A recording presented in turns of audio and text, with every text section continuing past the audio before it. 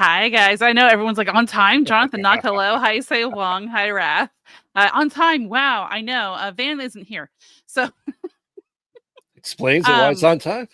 if you didn't know, Van is at Weekend Blender this week. It actually just recently ended, and he should be driving home right now. I actually appeared at it yesterday. Duran, hello. Yes, I'm our KCP fan. Duran showed up to the Weekend Blender yesterday and came and said hi. So we actually got to meet in person, which was really, really cool. Yeah, explains a lot, right? Right, Sam. So I'm really glad to see you guys. But yes, yesterday was my first appearance for KCP.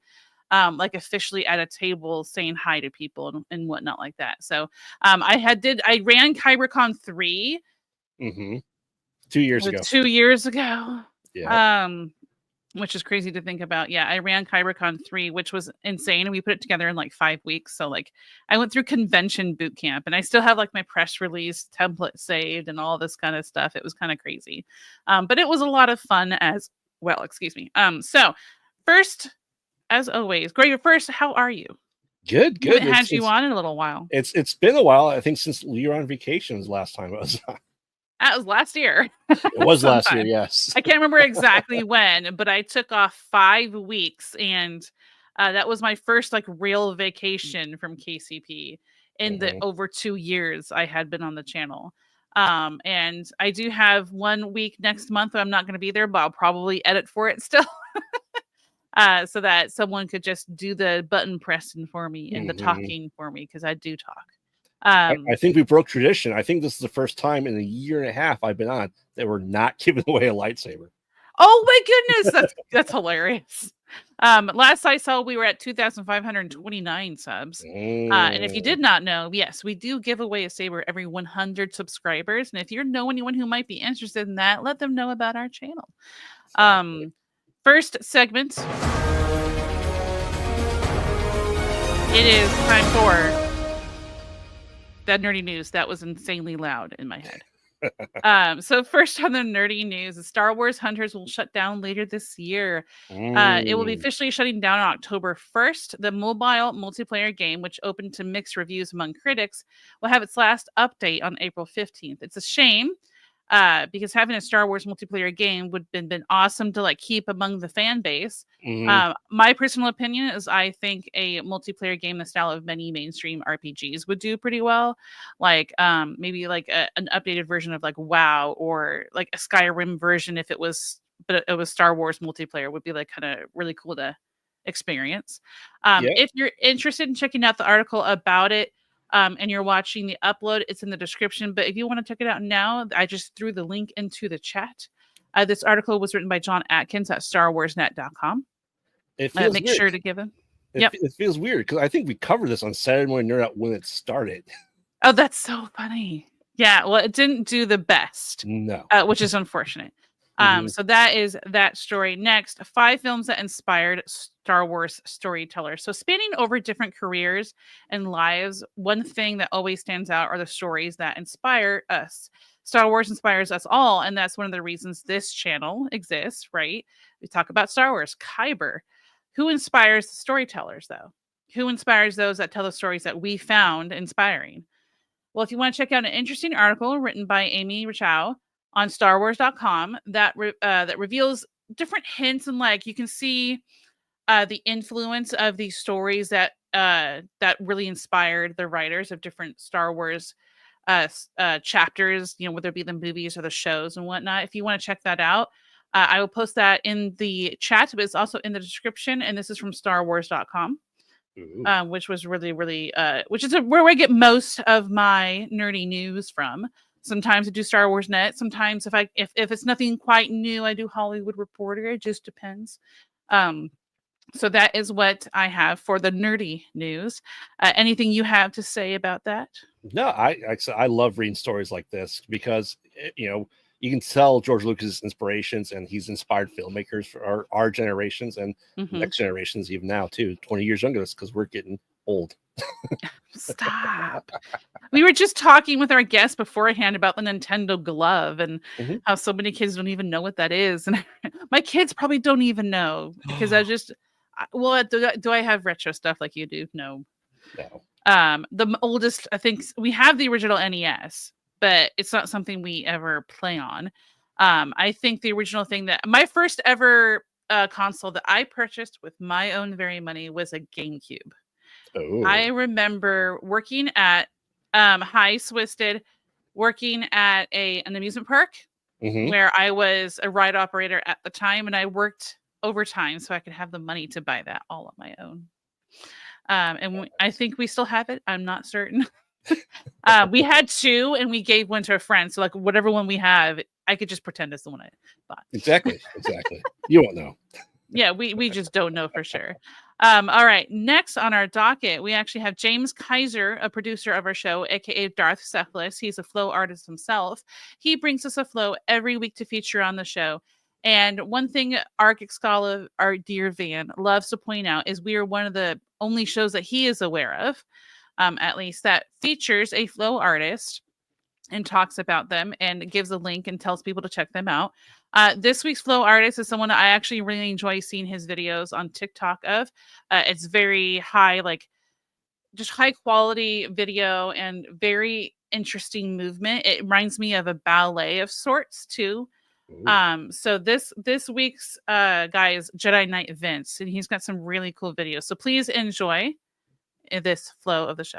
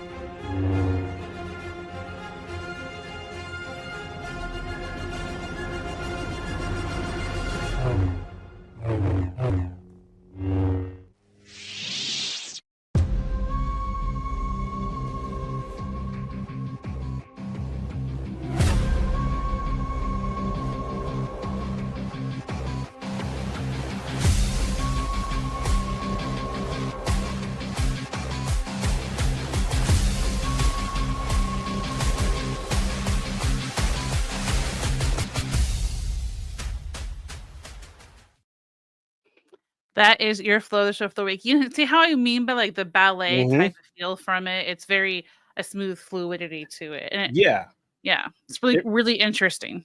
It reminds me because the original, why the first lightsaber fight we ever saw in episode 4 was so clunky because they were told it's heavy like a 2-handed broadsword.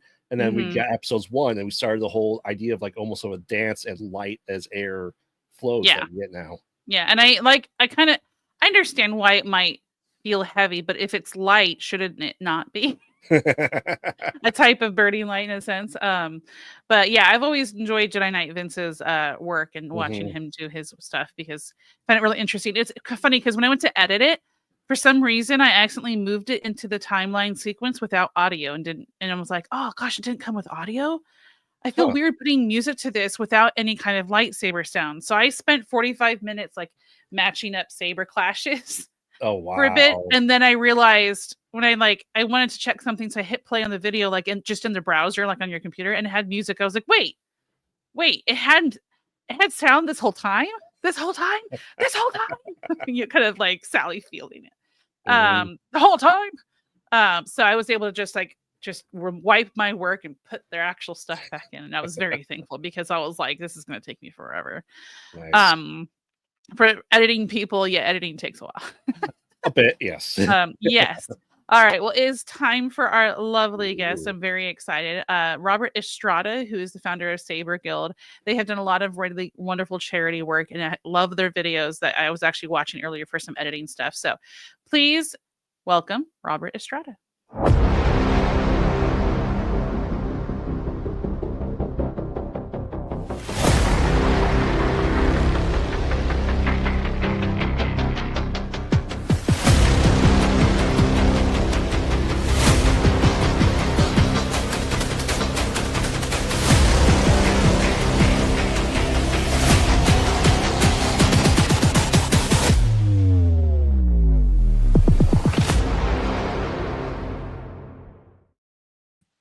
Hello, Rob. How are you? Good. Hello there. Hi. I was really enjoying the videos that you sent when you guys appearing at places and stuff. So I Right. want to know first what Sure. inspired you to start Saber Guild. Ooh. So Saber Guild was forged or was thought out of a group I was in called Orange County Star Society, which encompassed a lot of Star Wars, like meets and greets of just Star Wars. We do stuff with 501st. We would do stuff with Rebel Legion. It wasn't really a costume group, and it really wasn't a saber group, but someone started like a Tuesday night saber night, so they would do we look more real holding the lightsaber, and it turned into half choreography, half combat. We'd have huge fights. We would have melees, kind of like shinai sticks, which you would see. But what had happened was is we couldn't say, "Hey, you got to work on your costume," because we're not a costume club, and "Hey, you got to work on your choreography," because because we're all volunteers, and we're just Hmm. kind of a hangout group. I was the chancellor of the club for about a year and a half, and then the club kind of imploded because geeks can't get along. Um, that type of thing. And then a lot of people ended up not liking me because it fell apart. Um, and then, but I wanted to do the choreography. When episode one came out, I was so inspired. I was like, wow, that was amazing.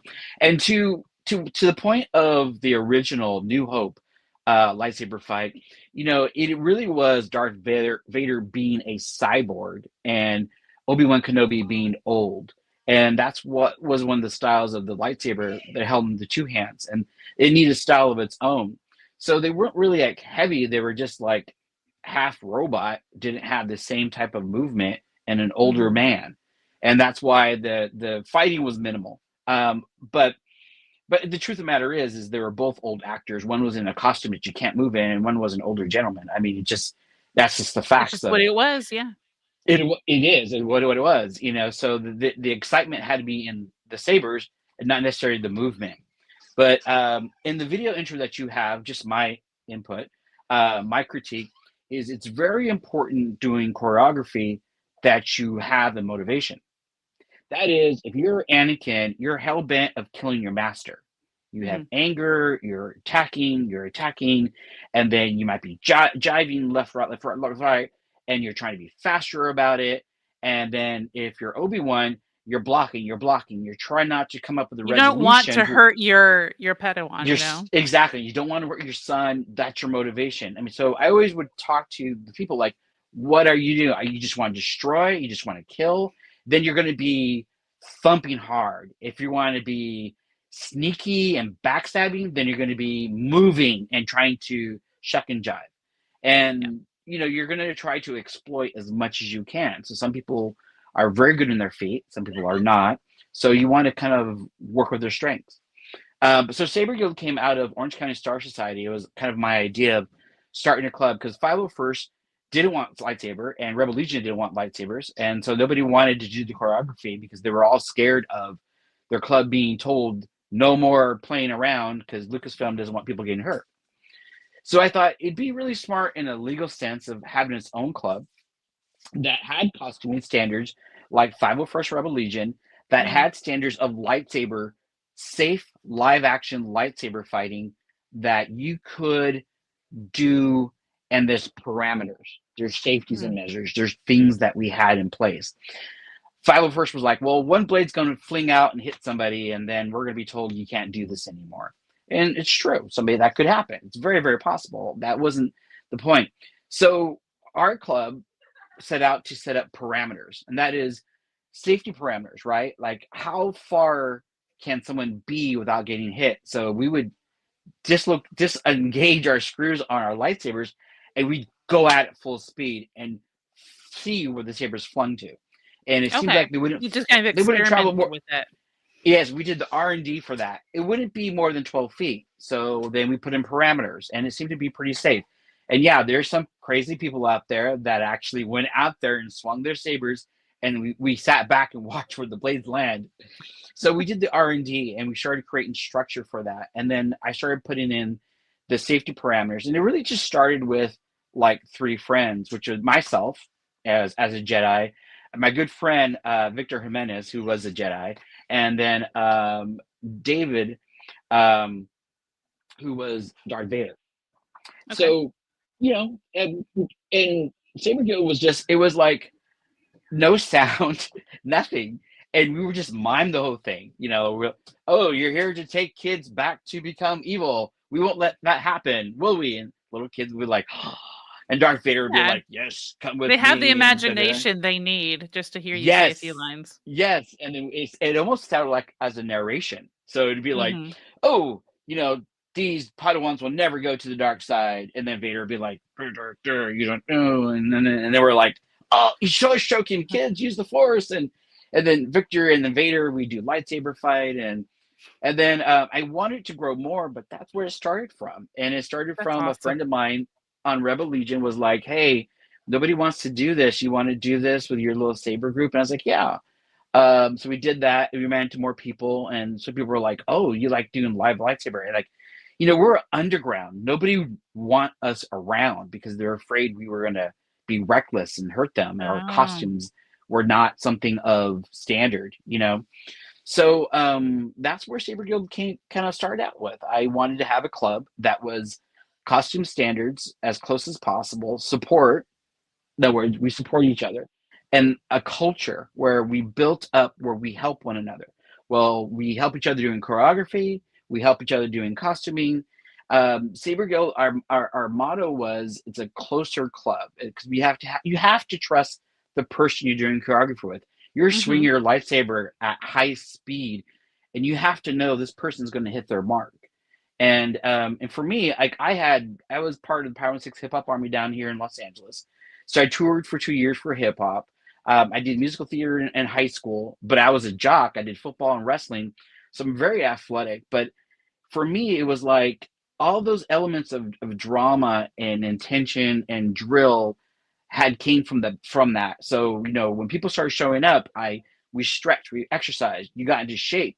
People started losing weight. I started losing weight. You know, if you're going to be and doing live action, you have to be in good shape. So it was like kind of this total, and I've seen cosplayers do this. I have a friend named Dave Turner he was a little fluffy when I first met him, but when Batman and Superman came out, the guy started hitting weights and he became like a weightlifter and totally cut. And he changed his life from being a little fluffy to being muscle. It's amazing the things that could change your life that you never thought would, you know? Exactly. So Saber Guild came out of Orange County Star State, to answer to your question to that. And I'm not going to say we were like the original, because we weren't the original. I found out later on that there was New York Jedi, and then there was LA Jedi, like all these other saber groups out there. And it was kind of like, well, they don't have costume standards. We're a little bit different. We want to be somebody who would be like a sister club to 501st and Rebel Legion, but not necessarily, you know, a free-for-all. And then some of the message boards of, you know, I caught a lot of backlash. I got a lot of backlash about that from 501st Rebel Legion. I watched people bash saber people and call them twirlers, like it's a pejorative word. And I'm like, you know, guys, you know, hating on another Star Wars fan is really wrong. You know, what we need to do is, if, hey, you want to come play with us, this is what we need from you. You know, you want an invitation to come hang out with us. Yeah, we should really bring them into the fold, if you will, instead of keeping them out there. And so I didn't see that from Rebel Legion and 501st. They wanted to do their own thing, and I get that. So I started doing Saber Guild. I started a club, and I mean, what hurt is it? It's a nonprofit, culture-based, friend-based, family-based club that I wanted to see, that got into costuming, that got into choreography, that got people into shape, that did good for the community, that we can give back and we could actually make an impact. And to me, that was like one of the biggest things about the club. So that's where Saber Guild started from. That's great. Now, I know you guys are recognized by like Disney, Lucasfilm. What are some of the challenges and what are some of the pros with that? Ooh, well, I'm not active with them now because I'm retired. Okay. But I can talk to you from my standpoint, and that is, yes, the challenges were the other clubs. I did the mistake back in 2010, right when my twins were born. There's a WizardCon, and I asked WizardCon for tickets for Saber Guild. And I mentioned that I read on the 501st Sports, and the 501st got really pissed at me. So they were like, "Oh, we're gonna ban you. We're gonna do this. We're gonna do this. You embarrassed us." Da da da da. And there's a big tribunal. So I'm always causing trouble. It seems to always kind of follow. You're such a troublemaker, Rob. I am. I hold that as a badge of honor, because sometimes you don't want to go the path. If I followed the path, the club would never existed, because nobody said do this, and nobody said, and everybody said you can't do this, and I started saying, why can't I? Why can't I do this club? Why can't I do this? And it was like, well, I'm not breaking any laws, and it has nothing to do with you. I'll go my own path, and I'll do my own thing. I'll find people, because you know what? I'm not the only one. And I did, and I would find people, and they were geeks and nerds and stuff, and if you wanted to learn, I'm willing to teach. If you wanted to know how to be at a level, I'm willing to go there. And it was kind of like, it was more of a culture thing, and being in your supportive group is really important. So for me, it was like, I got a lot of like, don't hang out with us. You're a Saber Guild. 501st suspended me for 6 months. So I couldn't wear my Stormtrooper costume, or could I? So I was like, wait a minute, I could wear my Stormtrooper costume and go to the grocery store. Like, I could do whatever I want to do. Like, nobody's going to stop me. I guess you couldn't go and represent 501st. Exactly. I couldn't show up at a charity event and say, hey, I'm 501st, and here I am. No, because I was suspended for 6 months. And I just focused on Saber Guild. I go, well, then this is my path, right? And I accepted it, and I embraced it. So I'm like, if I get banned from all the clubs, and so be it. But I'm very passionate about this, and I think we can create a charity club, and then we can benefit. And we did. So I reached out to Steve Sansweet, at the time was Lucasfilm representative, and I sent him an email through my AOL account. People know who AOL is. Oh my goodness, AOL guys. They're online. And I actually have the email still. And I said, hey, what do you feel about a club that we did our own lightsaber fight and da-da-da-da? And I was a little inspired by Celebration 3, watching the Jedi show that Burger King sponsored down in Indianapolis. And I told my friend Phil, who I went with from the Orange County Star Side, I go, we could do this. I mean, it's totally doable. And then he was like, but we can't have kids. We shouldn't involve kids. I go, yeah, but we could do choreography. And so that's where the Force Experience show came from. And that's what I started. I created as a show. I did it as more of a live performance, not martial arts, that this was kind of like the category of Saber Guild. Okay. And so for me, it was like, but I knew we weren't accepted by Rebel Legion or 501st. I knew we were like ostracized. And part of it is because of me. People were upset at me because I'm a troublemaker.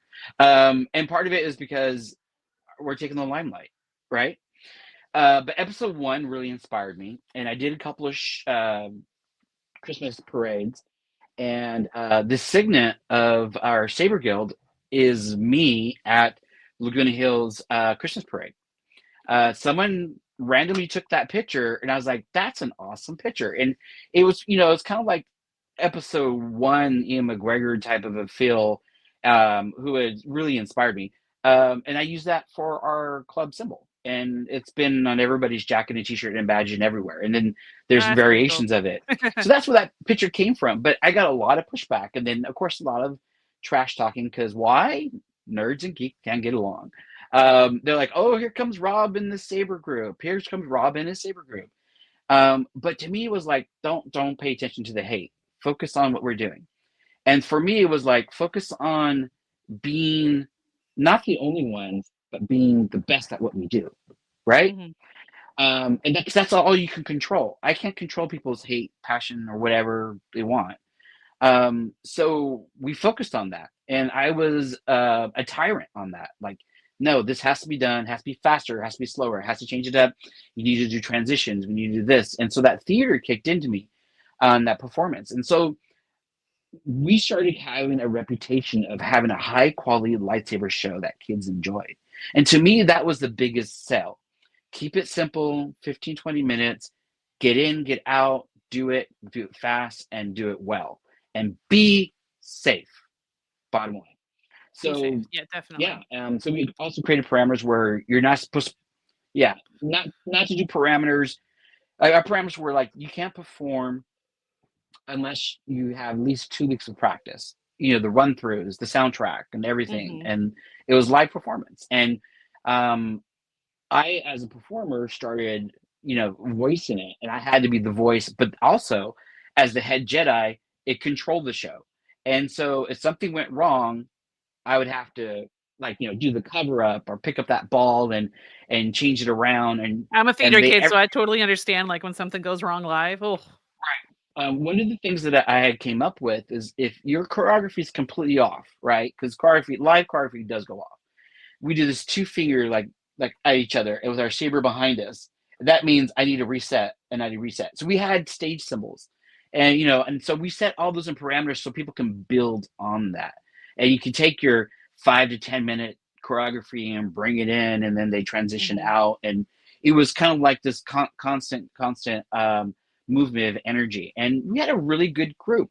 But the trials we ran into were all the other saber groups didn't have costumes, so we showed up in good costumes, and they're like, oh. So friends of mine who were sympathetic to who I was and what we were doing respected that, but a lot of people didn't.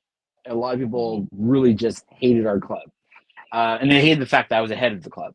So I don't know if it was just a racist thing because I'm Hispanic, or I don't know if it was just one of those things. I mean, what I ran into, but no one really saw the vision of this could be a charity group, stand alone. We really don't need, and that's what I told them. I go, we don't need them. We are strong as ourselves, and what we don't know and what we run into will make us stronger.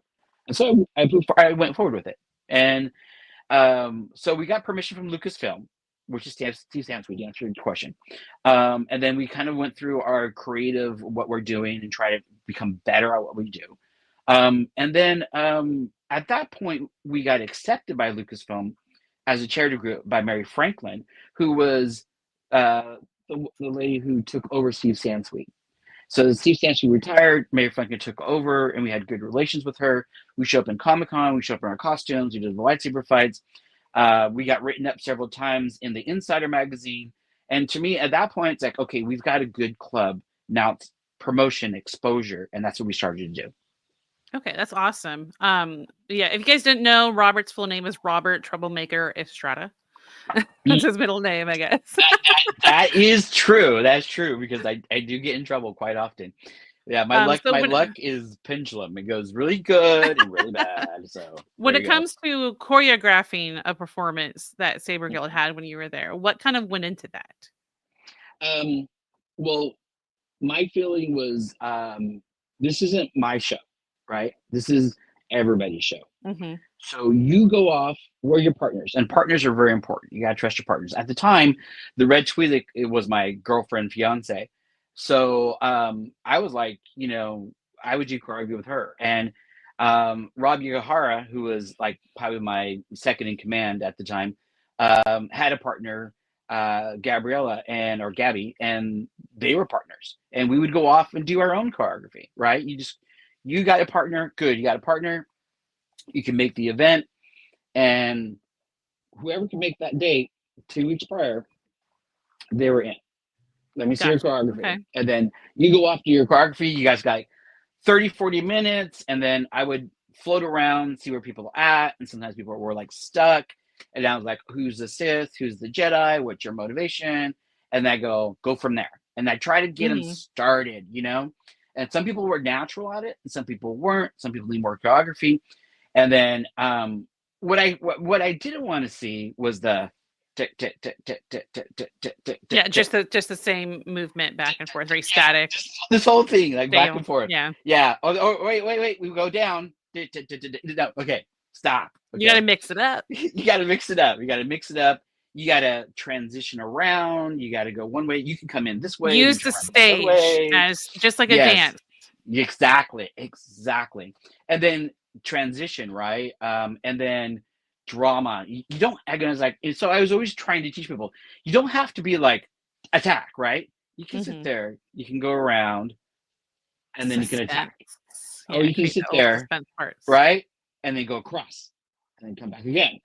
And then I mean, it's just so much more dynamic than it. And it's just like when in a film, when there's a fight sequence, there's moments where the fighting stops, but there's like a story part being told in the in-between. Yes, and So. that was so important. What is the story that you're here? Well, he's my Padawan. He's this, or he's that, or this person's a bounty hunter. This guy, whatever they want to believe. So you had creativity of your own character, and then you had my thing was trying to funnel it into that show, and then I was able to edit the soundtrack another minute or two, or speed it up, and then we would get back into this main show. So the Force experience consisted of opening Jedi, right? You had 5 Jedi. Hi, we're here to find new Padawans. You had Jedi Order who would like to become a Jedi, and all the kids are like, me. Oh, great. That's fantastic. And it was important to have icebreakers. So we'd come up with the different ways. I'm like, okay, use the Force. That didn't work. Oh, are you trying? Talk to the kids. Okay. And they're bringing them into the storytelling. That was important. I even came up with a really great idea of Abbott Costello. It's called Who's on Tatooine? And Steven, who's yes, great. And he just looked at me like, what? I go, you seen Abbott Costello? He's like, yeah. Who's on first? Who's on first? Who's on second? Adam's on third. Tatooine. And he was like, that's funny. Huh? And I said, okay, yeah. I go, so who's on Tatooine? So who's on Tatooine? What's a Coruscant? I don't know. It's on Mustafar. No, that's, and we had this bantering. And to me, that was important. And some people were like, this is lame. I go, no, it's icebreaker. It's that, it's the time where people learn, oh, they're joking. It's, and we'd have a little laugh and chuckle, but it made the Jedi human. And that's so important, right? So it's storytelling, it's drama. And, it's funny is a lot of these people don't even notice, but realistically, they're actors. And so, but I never told them, by the way, you're acting. Because I got my 13-year-old son in a couple of shows. And if I'd said, oh, I need you to act in this, he'd be like, no, I'm not going to act.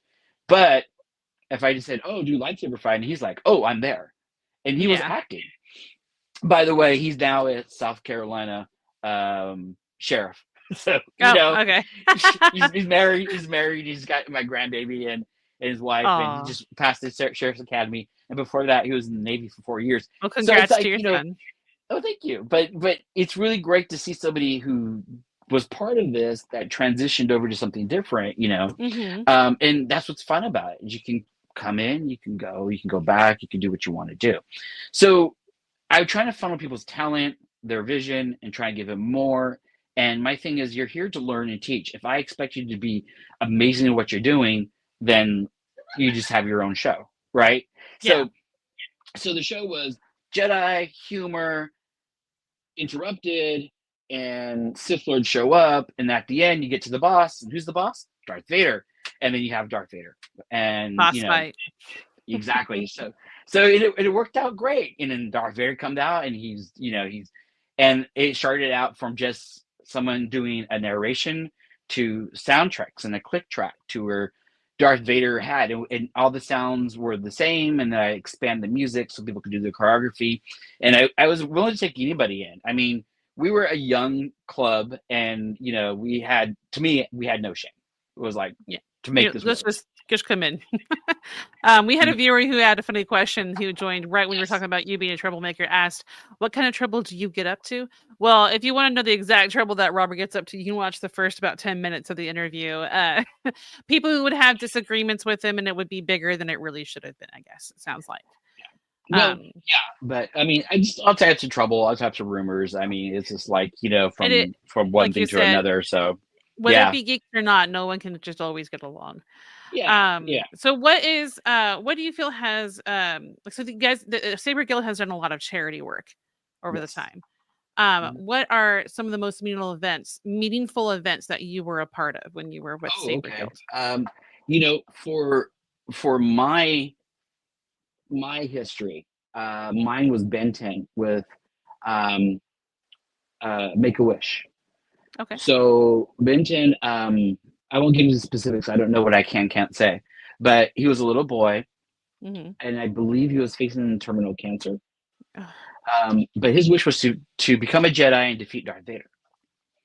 And they came to me, and they went to, I think, 501st Rebel Legion, and Scott Allen from the 501st was gracious enough to say, hey, Rob, I think this is your category. I go, what's going on? So I'd follow up with it. And I had heard, so I got to make the Jedi costume for him, Benton, and for his brother. And I sat with and planned out this whole show. And I was like, well, we can induct them as Jedi, and that's no problem. Then it was, where do you have the Jedi Temple? So down in Lake Forest, California, there is an Oakley, the Oakley glasses, sunglasses, Oakley and apparel warehouse, and we held it there, which is like industrial building with a stage. It was a perfect spot, perfect, it's absolutely perfect. So we held it there as the Jedi Temple. Rebel Legion and 501st, or pretty much anybody with Jedi costume, showed up, and we had an Archie there, and we taught them lightsaber choreography, and we did some lightsaber fighting in front of it, and we then induct them, and then and then I got a series of questions from him, and everybody who was there was like were in the seats in the stage, and I was training him, and you'll see him being trained up on a stage in the video, because I think it's on there. It's Make-A-Wish. It's Ben, Beton, I think it is, Make-A-Wish, and I think it's on YouTube. And so as I'm acting like a Jedi and talking to him, he's asking questions. Well, what happens when you die? And what happens in this? He was asking me his own mortality in that. And I could tell like everybody's getting choked up about it, because even now I'm getting choked up about it. Yeah. And it was just like, whoa, this is heavy stuff. But that was the first part. The second part was the gala event that they had to make a donation. They did a gala event in Newport Beach, and I think Disney was there, and I did the choreography for it and planned the staging for it. And I had to pick like 4 people of our group to do a lightsaber fight, and it was kind of like the Force experience, but this time Ben 10 was at my side. So we come in to say, here's Padawan. He has his one last challenge, and Vader shows up, Stormtroopers show up, Bounty Hunters show up, and in this ballroom, and we have this, confrontation. And Ben 10 and the Jedi, we all force push Vader back. We defeat, but we do our lightsaber fight, and it was fantastic. It was exciting, and I mean in it, and I had to use the 2 fingers on my girlfriend at the time because I messed up her choreography. There's so much stress going on, but it was a great success, and the people that went were so excited that the person dropped $10,000 donation for the show. Wow. It was fantastic, and I was just like, it was a complete success. So not only did we have the one part, but we had the second part, and that was so exciting, and it was so meaningful, because we did something for Make-A-Wish, we did something for them too, and we got to work with other clubs and 501st and Rebel Legion, and it was united, and it was a success. And and I walked out exhausted and tired, Oh, I bet. but so satisfied that we were able to do this, and that we made such an impact. And the video has been tossed around and shown, and I just posted the link to it in the chat because I found it while you were talking. Okay, yeah. So that was a really exciting moment, and I mean, and it's also a bittersweet moment, because a lot of the people that were in that video, I'm not friends with anymore. Or so that's hard. That's why I say whatever, geeks and nerds, people that can't get along. So, but yeah, that was kind of like the one. That was really cool. That was a pinnacle moment. It was really, if you guys want to check it out, and through the link in the chat, if you guys want to save it for later, I'm gonna save it for later. So, another question I have is, what advice would you give to someone who wants to join Saber Guild, but they feel imitated by that acting performance aspect? Don't think about the acting, but be the character you want to be, or who you want to be. It's like, it's funny. There's a lot of people who want to be Darth Vader. They're the nicest people in the world. Mm-hmm. And there's people who like to be Jedi. They want to be heroes. Some people want to be a badass and be a bounty hunter. And I think if you want to be that character, you can portray that character. And that's internal. But to get out there and start swinging the saber, start learning how to flourish, start working on your movement. And I think the first really step comes down to it is meeting up with a group, right? Meeting up and making people someone you can trust to do that choreography. So I think that's kind of important, but really just getting out there and just having fun. Like, just have fun with it. Just have fun with it. You don't have to be Ewan McGregor or anybody else, or Liam Neeson. Get out there. I mean, but if they were there with you, that wouldn't be bad either. Yeah, that'd be freaking. Oh, one of a really cool thing was Nick Gilliard showed up to our rehearsal out in Anaheim, and we had heard he was coming, so we put on a show for him, the choreographer for episode 1, 2, and 3. So Nick showed up, and he's an English guy, he's an English bloke, and he's out there. You don't know he's like a stunt coordinator and stuff, right? If I remember correctly. Yes. Okay.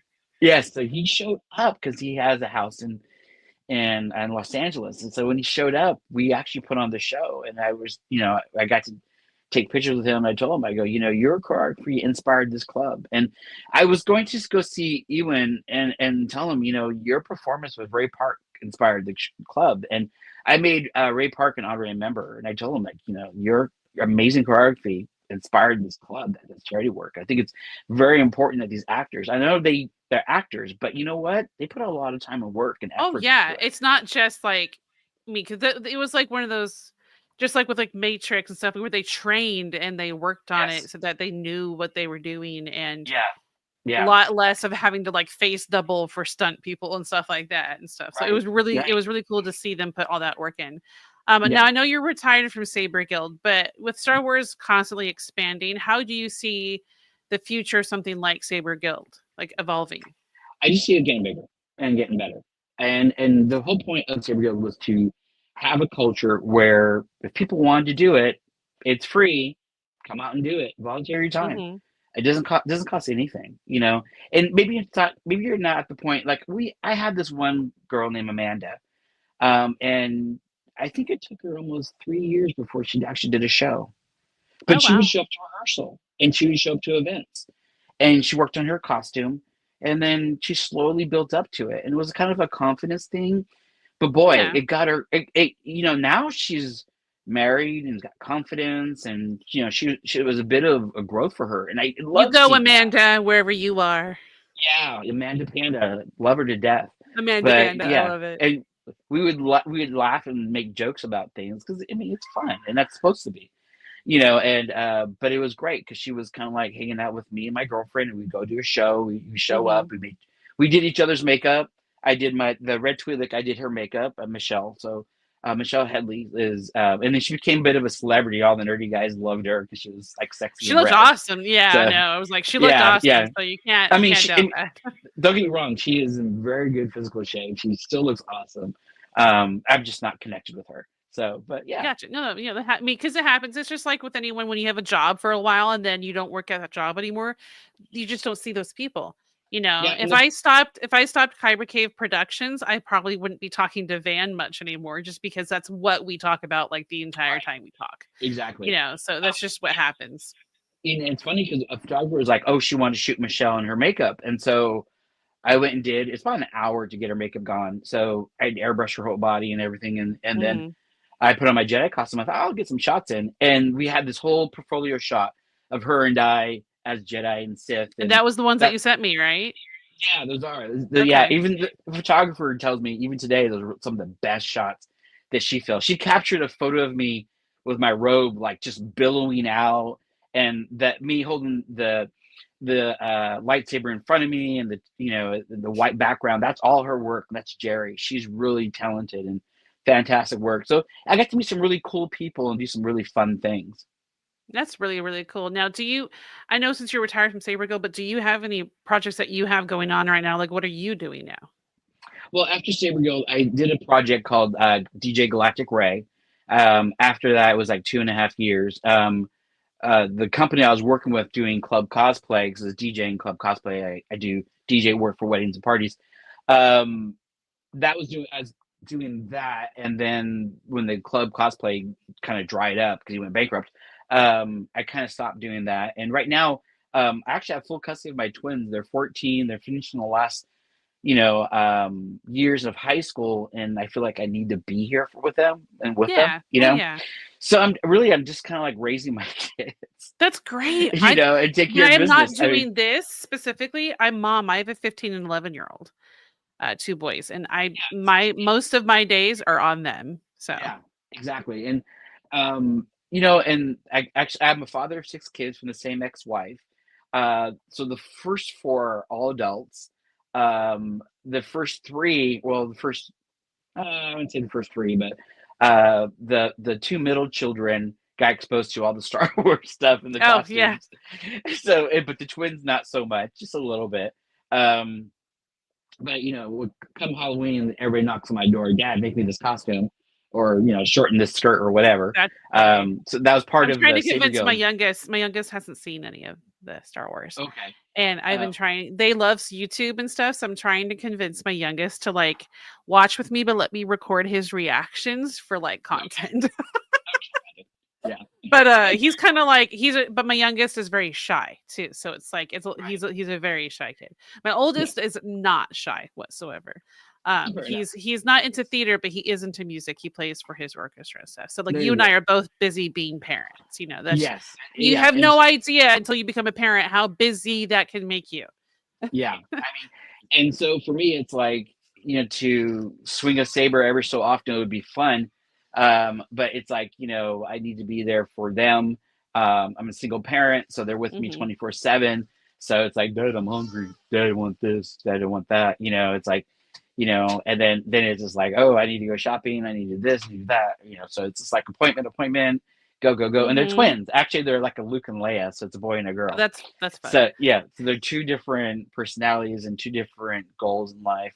So yeah, but you know, I kind of shy away of not being here for them. You know, not that that was the case of the other children, because it was more at the time my ex was around, so I had children that were like 50. You know, I'd have weekends would be with her, and I'd have a weekend on, and I would schedule that. Now it's 24/7, 7 days a week, so it's a lot different. Okay. That's awesome to be the parent. Project that I want. There are 2 projects that I want to start. Yeah. That I think if I announce it, will set the world on fire, as I have before. So I won't announce it or anything like that. Probably when I'm really ready to vamp it up, I'll probably reach out to you guys.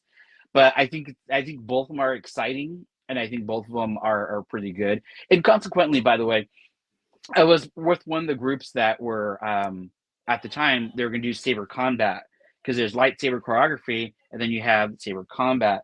And my friend Alan got the ESPN award or in the magazine for being world champion saber combat. Wow. Yeah, I did his wedding like a couple of months ago. It was funny because you know he's older, but he was up in San Francisco and he was part of the Jedi Knights. I think Golden Gate Knights were up there. So it was really interesting to see this culture, and that was the whole thing of getting all the little fragments of saber groups together to unite into Saber Guild. I want people to have control over their little temple, but be under the umbrella so it follows the guidelines, and then you have Lucasfilm backing. So when you go to the convention and say, "Hey, I'm Saber Guild of Mississippi, we want to come in, have a table, and promote," and they'll be like, "Oh, are you Lucasfilm approved?" Yes, you are. And, they've been vetted and they follow the parameters such as choreography, safety, and all those other things that we built up for the club. So yeah, that's what kind of we're shooting for. But yeah, but the other projects I have are a little bit different. I think there's some gaps in Saber Guild that are being missed, and that's what I see. There's just some gaps that need to be missed that Saber Guild won't expand because I'm not into that anymore, in the sense of I don't have any control over it. I'm out of the club. I'm not in the loop. So, but I think these things could be turned into something grand. So, okay. Well, thank you so much. I really enjoyed being able to find out more about how Saber Guild started and your history into it and stuff, and your trouble making way. I'm such a bad person. I know I am. No, gosh. We all of us can make trouble without meaning to, or things get perceived wrong or whatnot. So I think that is probably the best way to describe it. So it's just like, oh, I'm not mean to cause trouble. I'm not, but I just end up ruffling feathers and people get upset, so. Yeah. And I'm huge in the online, I'm not huge, but like, I'm really into some online communities, and someone, especially in text too, but someone will always assume intention without actually asking to talk about it. And so that, and it stinks because it can make a little dent in what was a good relationship before and whatnot. So, but anyway, thank you so much for coming on our show. I really enjoyed it. Enjoyed having you on. Looking forward to hearing more from you in the future when you have those projects a little bit more prepared to be able to announce and everything. If you guys want to check out Saber Guild, I posted the link in the description, but it's also in the chat as well if you want to check it out there. And we'll have a wonderful night. Thank you so much. Thank you. Just want to say real quick, Saber Guild is for people who want to learn how to do lightsaber choreography. It's where to start. But it's really important that you make it what you want to make it to be. It is not what people say what it is. When you're a part of the club, you're a part of the club. It's very important. So, but yeah, it's for everybody. For everybody. All right. So Saber Guild family. Yes. As before. All right. Well, have a wonderful evening, Rob. Thank you. Have a good one. Bye. Bye-bye.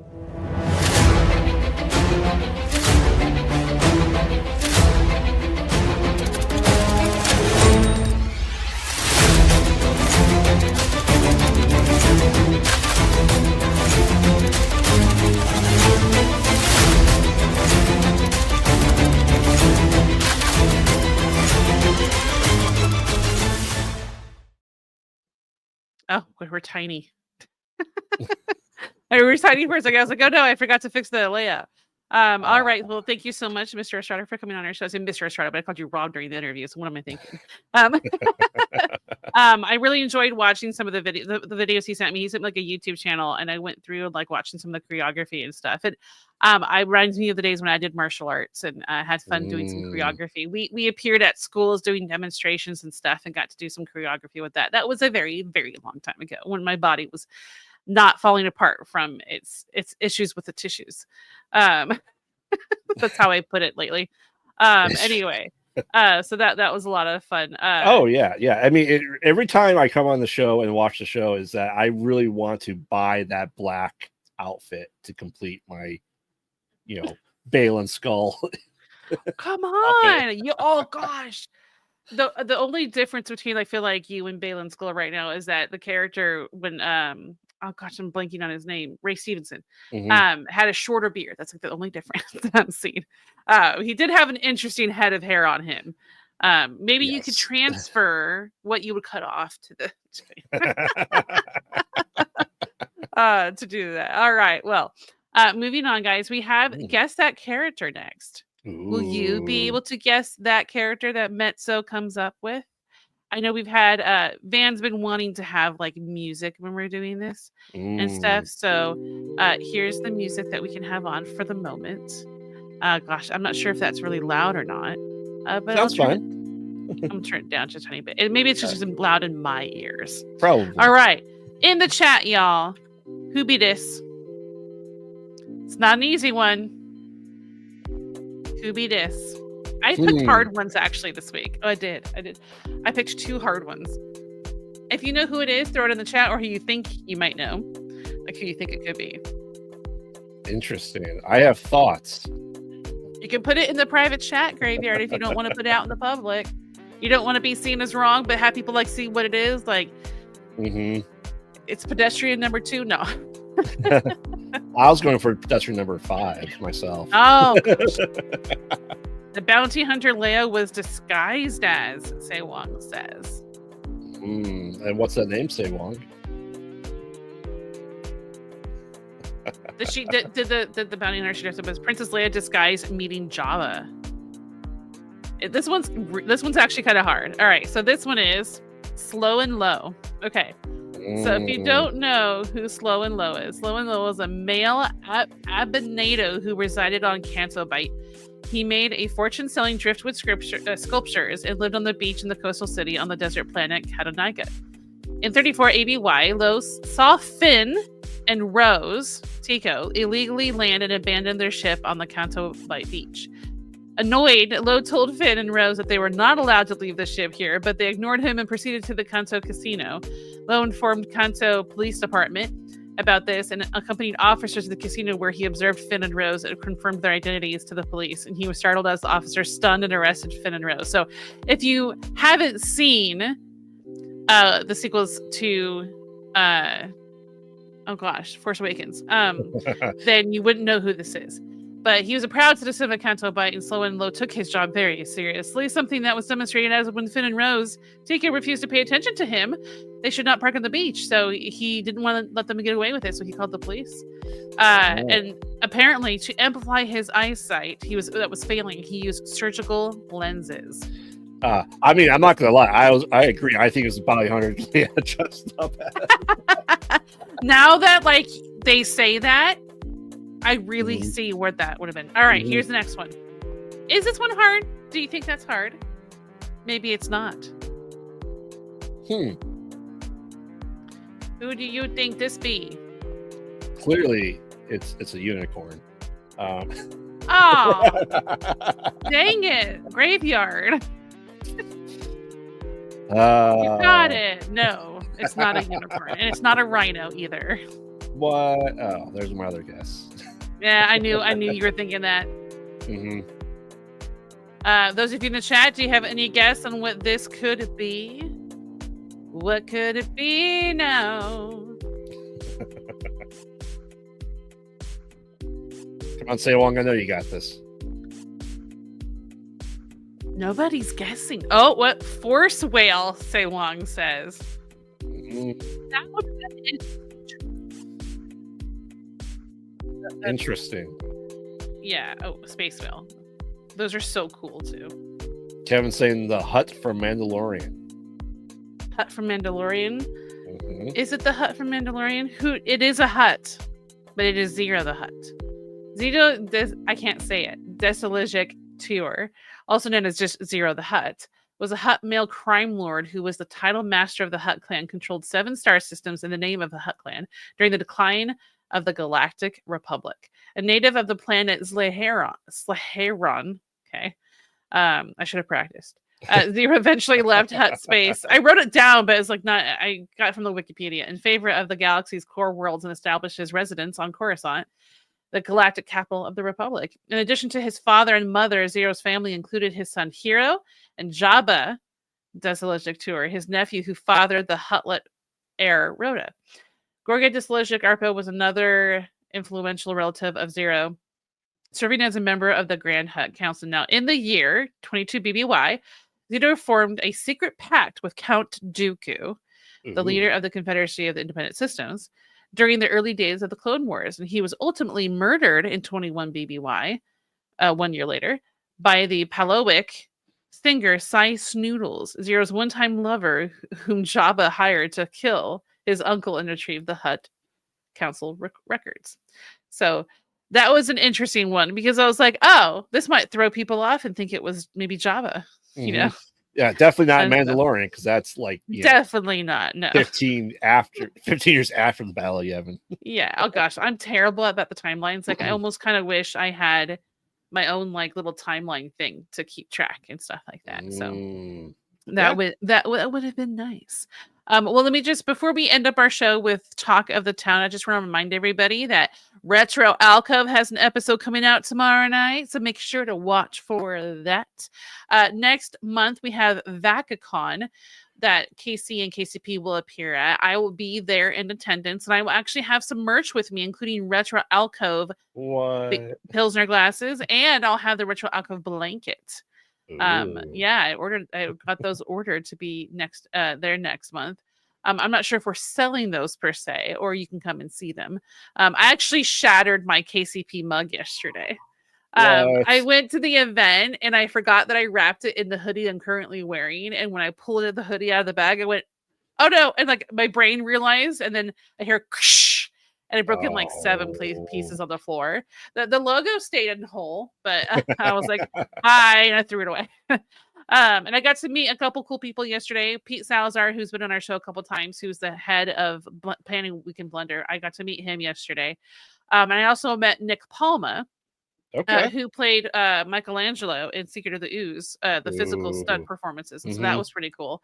Got to walk over and say hi. And he was taking pictures with lots of fun people and whatnot. And I got to meet Duran, who is in our chat and a regular every week. And that was really, really cool. We hadn't met him in person yet. And so this gentleman walks over and Raph, who's like Vanna whiting our table. He comes over and like Van kind of gives our spiel of like, hey, if you want to check us out, and he goes, yeah, I love your show. We're like, wait, he goes, under. We're like, oh my gosh. So we get up and then we take a picture with him. We were like really excited. And next week I'll do like a little report on the whole week in Blender and everything. I wasn't there today, so I didn't get everything that happened there, but it happened at Sunrise Mall in Citrus Heights, and it's kind of sad. Malls are kind of hitting their end of life. That they are. The big thing nowadays is online shopping. Mm-hmm. There's very few things people go in person to shop for. Like clothing is the biggest one. I've even bought clothing though on Amazon, like, you know, so it's just starting to reach its end of life, and it's a little sad. So it was like kind of like that fun thing when you watched Stranger Things, you know, in the 80s when the 80s and 90s when the malls were like the place to be. Mm-hmm. I never liked the mall because I know I'm a wife and female, whatever, but I do not like shopping. I hate shopping. I love my mom, but she took me on all her shopping trips when I was a kid, and it was boring as heck. I can completely understand. I had to go to all my older sisters shopping and be stuck at the mall for 5 hours at a time. Yeah, I remember sitting like in the chair next to the dressing room, like, oh, she done yet? Or like hiding inside like the clothing racks. Kevin said he was at Weekend Blender today, was going out of business sale for their Hot Topic. Yeah, wall posters were totally bare. Yeah, it's really sad. Hot Topic was half off for everything. So it's almost normal that location. Yeah, right. That location was half off of everything. We have one not far from us in a mall that's like 20 minutes away. But a lot of places it's just like the mall is starting to go. The Macy's there was closing as well. Their food court was not open all day on a weekend. Wow. Yeah, which sucked because I meant I ate nothing. We're kids today supposed to go hang out. So us people our age can go, why do these kids hang out at the mall? There were kids riding like bicycles in the mall and nobody to stop them. I don't even think there was security. I have no idea. Anyway, all right. But don't forget I need to get my butt moving and record some Jedi Fallen Order this week, finally, so I can continue the story of Cal Kestis with you guys. Yes. And that will be a lot of fun. Citrus Heights Mall was the arcade. Citrus Mall was the arcade closed. Oh, that's a bummer. Yeah, they're just starting to go out of style, which is just a bummer. Yeah, just arcades alone aren't doing as well, but like arcades at golf courses and stuff like that, mini golf, those are usually do better. But even then, it's like not quite. It's just not quite the same. Maybe it's because I've grown up. I don't know. I must be spoiled. In Chicago, there's Galloping Ghost that has. They said 1,500 arcade cabinets, and there's about 800 pinball machines there. Yeah, $15 gets you in all day. The biggest stuff here is like at a small mini golf course and Chuck E. Cheese's, things like that. Anyway, all right. Thank you guys so much for joining us this week. Enjoy your Talk of the Town, and we will see you on Retro Alcove tomorrow night. Bye.